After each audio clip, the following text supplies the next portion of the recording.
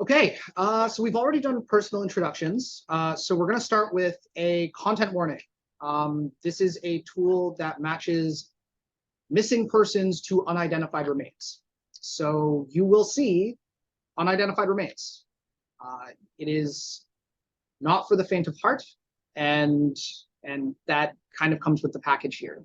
So anyone who would not like to see that should probably sit out the next 30 minutes. I'll take a beat on that. Okay, content warning. Can I ask you to turn on video? Are you up for that? Yeah, sure. Thanks. Eric, would you like to do some intros? Where are we? Right. So we came across this problem about a year ago, something like that. About a year ago. Let's go with that. I think you're muted. Am I muted? Oh no. Okay. Yeah, so we came across this problem about a year ago where a reporter from the CBC Fifth Estate named Ivan came up to us and presented us with this problem. They were working on a story talking about how little time and resources and effort the RCMP puts into missing persons cases, and they wanted to have a story about it, but also put together a tool that could try to match up some of this missing persons data with some of these unidentified remains data that the RCMP does present, but they don't really make any effort to try to find potential matches within that data. The thing we're sharing right now is, oh, it's there. This is the RCMP's database of missing persons. You can sort by adult, children, associated persons, or unidentified remains. You can filter it down a bit more, and you can search. This is where pictures appear. And this is what you get. You get a bunch of individual cases. You can click on any one of them, and it will show you some basic data. But that's about it. This data is put up, and then kind of nothing happens. So they were hoping for a tool that could scrape all this data and find potential matches between the missing persons and the unidentified remains, just to have something they could point at and say, look, this is doable. We have the data. The technology is not hard to build. Anybody can do this. So they came to Civic Tech, kind of presented the problem, and a few of us kind of hopped on and started working on building out this tool. We had a user persona ready for us, Ivan, our contact. So along the way, we knew very precisely who we were building this for, and the kind of ways of working that they intended to do when using the tool. Should we do a quick tech overview? Yeah, sure. Everything is up on the Civic Tech TO GitHub if you want to look through the code. It's a little hacked together, but there was a few parts. There was some Python code to scrape all the data from the RCMP site. It dumps everything into some JSON files. And then it creates a static front end. There's no back end to this. It's all just a static bundle that gets served through GitHub Actions. It all happens. Sorry, through GitHub Pages. It happens as a GitHub action. It just every week it'll scrape all the data, and it's just gonna do this forever until the RCMP changes the site so much it breaks, or GitHub tries to charge us or something. One of the most important factors here is that aside from the time that we donated, everything was free. This was a zero-cost project. GitHub Actions have a very generous free tier, so we could even say that the project was somewhat subsidized by GitHub and Microsoft. Hosting is free, and as Eric was saying, because everything is pre-compiled and written to static files, we can analyze these to our heart's content week by week. So that gives us a lot of insight into the data that we're scraping. Let's demo. Yeah, that is all you. So this is the front end that's actually built up and hosted on GitHub Pages. There's some front matter here, and we have a running date of data last updated. The really important part of this project is you can drill in to any given missing person and see associated unidentified remains. So a user can, on one side, see all data related to a missing person and quickly scan to compare against unidentified remains. There really isn't much more to it. There is an amount of, as I said, number crunching that we're doing in the background, and we can share some of our learnings a bit later. But this is an accessible project. Nothing is behind a password, and this data is all publicly available. So to anyone who could find use of this tool, it is for now free for as long as it can be. Yeah, the way we do some of the matching is we have all this data about gender, height, weight, eye color, missing dates, and we try to, and there's just a bunch of heuristics. Some of them will just do a hard match. For example, gender, if it's the wrong gender, we just reject it as a potential match. If the height or weight is approximately in the right range, it's a potential match. If a body was found before the person was reported missing, it gets rejected. And there's just a long list of heuristics. So every time you click in on one of these, we've filtered out a bunch of unlikely matches and kind of restricted to a much smaller set that's workable, so you don't have just the fully connected graph of tens of thousands of potential matches. And this should save a lot of time to the folks at the CBC who are actually combing through this data and trying to find potential matches. Mm-hmm. Yeah, I don't know if we have the statistics anymore, but do you have the ballpark range of how many matches we have compared to like the total number of like connected parts in the graph? Yeah, so I'll actually be in the breakout later tonight. I'll be doing some live number crunching for some of that data. Like I said, we front loaded some of it, but there's some next steps involved as well. Yeah, I think there was about 100,000 potential matches if you don't do filtering, and we got it down to 1 or 2% of that. So you only need to look through a couple thousand things instead of 100,000. If I remember correctly, I could be wrong. Yeah, we also do have some additional next steps. Right now, this is fairly coarse-grained, and so we can fine-tune this quite a bit, I think, over time. More importantly, we want to reduce reliance on RCMP site data. Site data on the RCMP website can be arbitrarily modified, but not accounted for. So records can come up and be pulled down, and there's no record of that. So we can't trust data to remain consistent. There are ways around that. We can do some clever caching, or at the very least, just hit archive.org and make sure that these pages are being archived and just scraping from there. But that is work in progress. Yeah. There's also a bunch of future work around getting builds cleaner and cleaning up the code and just making it easier to hand off to somebody else who wants to work at it. But as for now, it's basically feature complete. I mean, it seems very simple, but it sort of addresses the very specific use case the CBC had, where they want to just have a thing to scroll through every single potential match, and if they do find something, they can make a note of it and just keep moving on. Yeah, but for now, it's complete enough. Plus, we have a bunch of learnings. Eric, do you actually want to take the first one? I think you can. Yeah.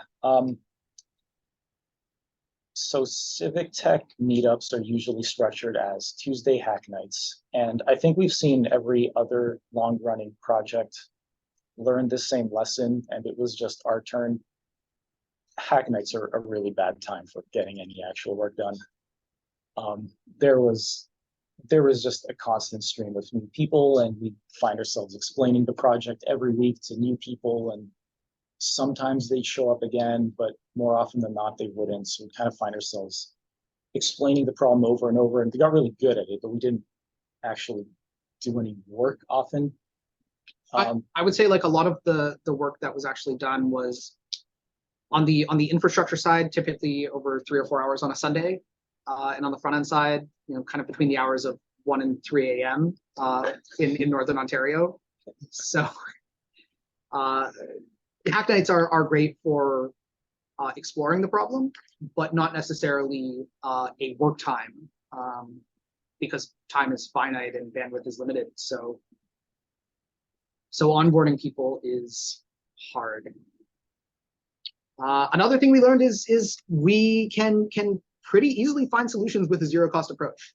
So this scales pretty well. As Erik was saying, there's no backend to this project. There is infrastructure code and there is a statically compiled front end, but we're reading from flat files generated from GitHub Actions. So we can explore the data really efficiently and really effectively. It's got a very small footprint and none of it lives on anything but repository servers. So we don't have any robust storage solutions to look after. None of this needs to be individually managed. And that was huge. That was incredibly important for building this tool.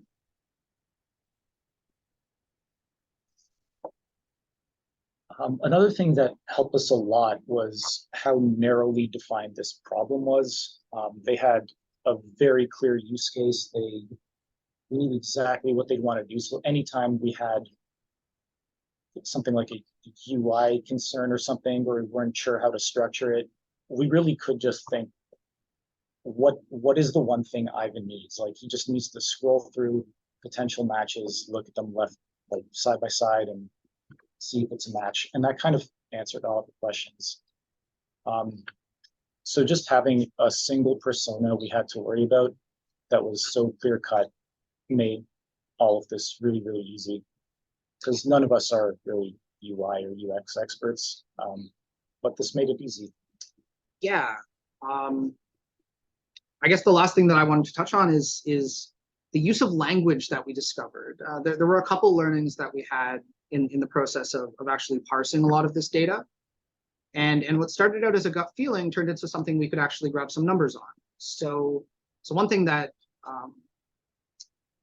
we noticed is the RCMP classifies women, missing women particularly, as engaged in a high-risk lifestyle in some pretty wild proportions.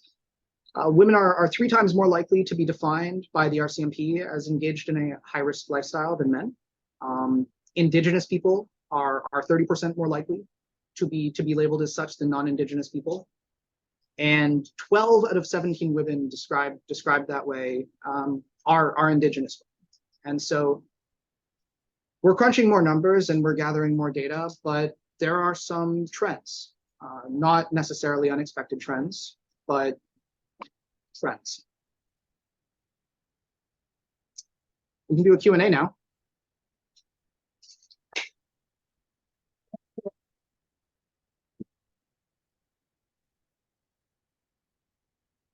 Any question from online queue? We'll take those ones first, and then we'll take turns between online and in person. I don't see anything yet, but I will make the prompt. Yeah. Should I wait for the microphone or? I can come up to you. Thank you for reminding us.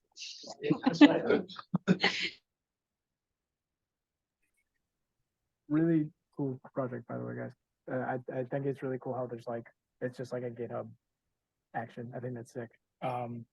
There's like a lot of attributes you guys referenced in the data that you're talking about, like height, weight, eye color, gender, whatever. Were there attributes that you didn't mention that were useful, or that you want to be able to leverage but just haven't been able to yet, like some of the open text and like the notes or something like that?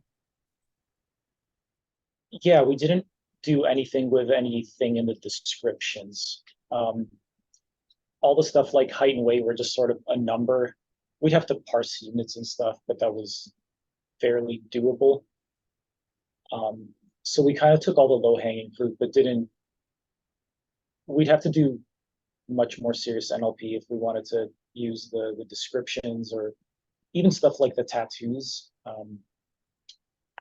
sometimes there would be descriptions of the tattoos, and I think all we did was just a yes or no, like if there was a tattoo field on a body but not a person, maybe projected. It would have been nice to be able to do something a bit more sophisticated with looking into what the tattoo is or stuff like that. But yeah, we kind of just went for the low hanging fruit. I can also talk about this a bit more about the text that was included in all of like the descriptions. First of all, like they're very let's say biased on who's writing them, and that makes them hard to trust on what they include, what they don't include. Erik said that some tattoos have descriptions, a lot of them don't, and it's also like hard to assume that people will describe like tattoos in the same way. For missing remains, a lot of the descriptions were just like the clothes that they were wearing when they were found, which wasn't super useful, and just like the broad parsing that we did on it proved not to be super useful for that type of matching.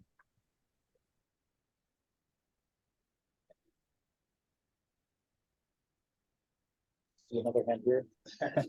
I just wondering, do you guys have like a roadmap for this? Is there like a to-do list? Is there machine learning on the horizon? Anything like that? There is a working list on the README of the project. So that's kind of a living agenda of what it is we're working on at any given moment. That will answer my question if I read it. Thank you. Yeah, there's a few like infrastructure or minor bug type issues, but I think we're all just kind of burned out on this project. I got a little bit in me to clean up a bit of the code, but I don't think I have it in me to keep working on this seriously. Sure. Any question from online queue? Yes, we have one question from Arpen, if he would like to ask his question. Sure. Has there been any like notable success story from users?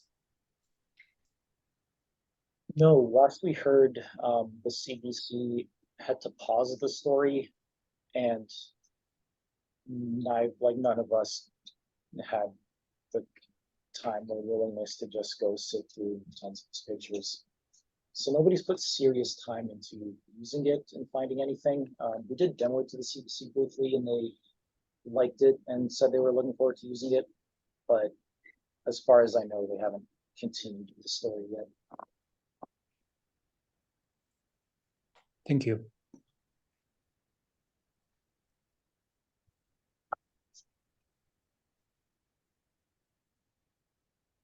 I think there's a question from Sarah.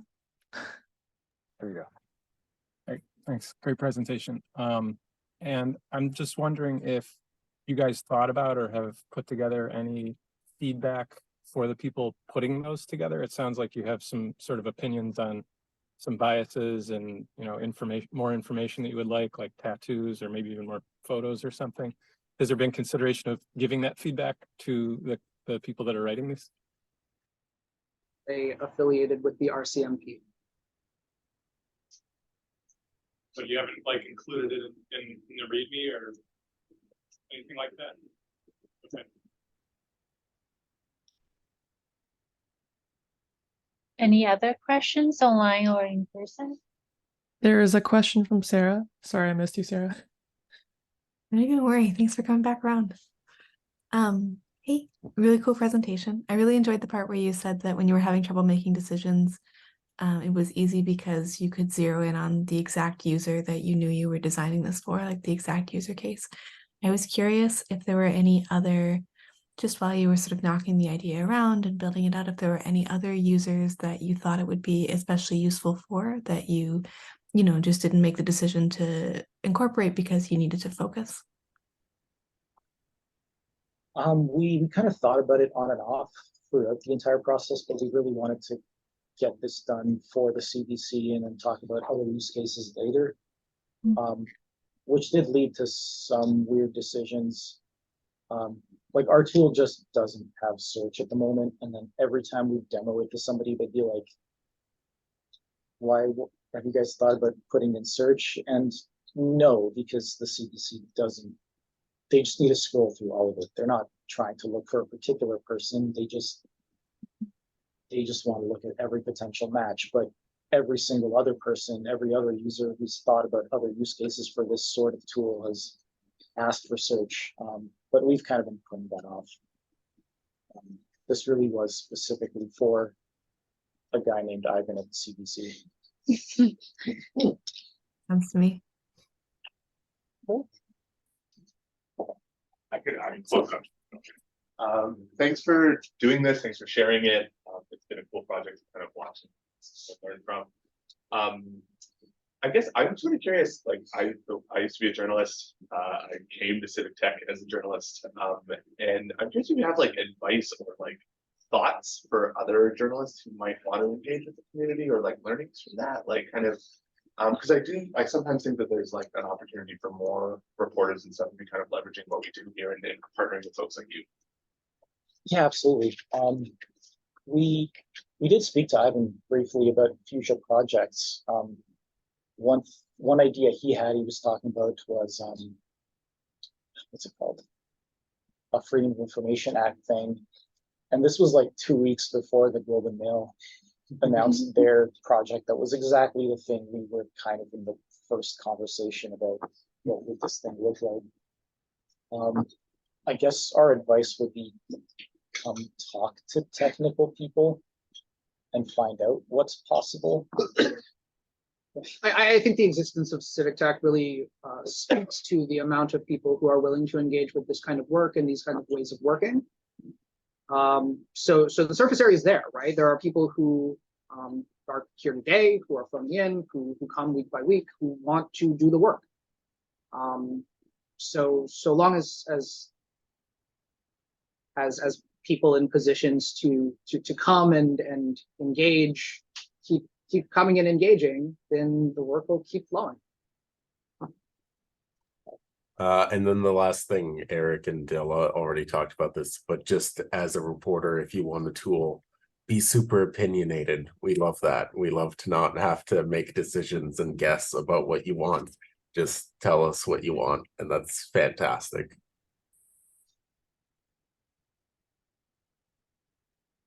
Any other questions in the room? I'm curious, like you described some of the photos being very graphic and it like sitting with you. And I'm curious how over the project you have like dealt with that for yourself or how you're planning to going forward. Or if like the CBC has like offered you anything or. No, yeah, I mean, therapy to let out the rage and pain, that's helpful. But no, I mean, truly, it's important work. I think it's important to me. It's important to us, and that can be hard.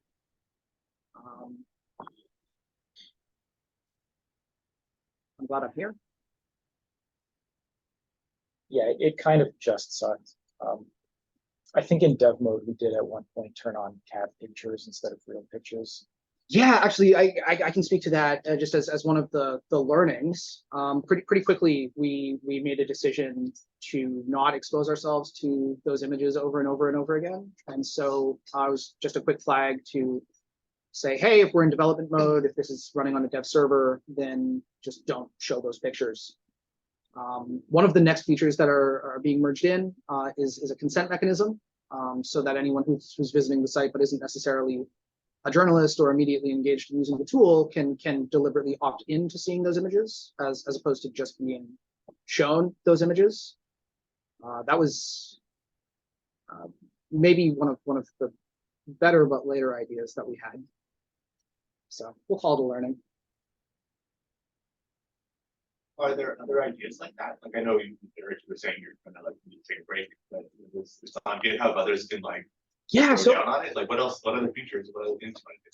A lot of it is UI focused. My specialty is traditionally in UI UX and increasingly in the last few years infrastructure. And so using some of my past experience, we got more easy wins. The search isn't implemented yet, but when we do search, it's all going to be through the URLs. So if you want to do a search, technically speaking, it is not sophisticated. It is fuzzy, but at the same time, that ties searching to UI state. And so if you send a link to someone, then they are going to be seeing the same thing that you are when they open the page.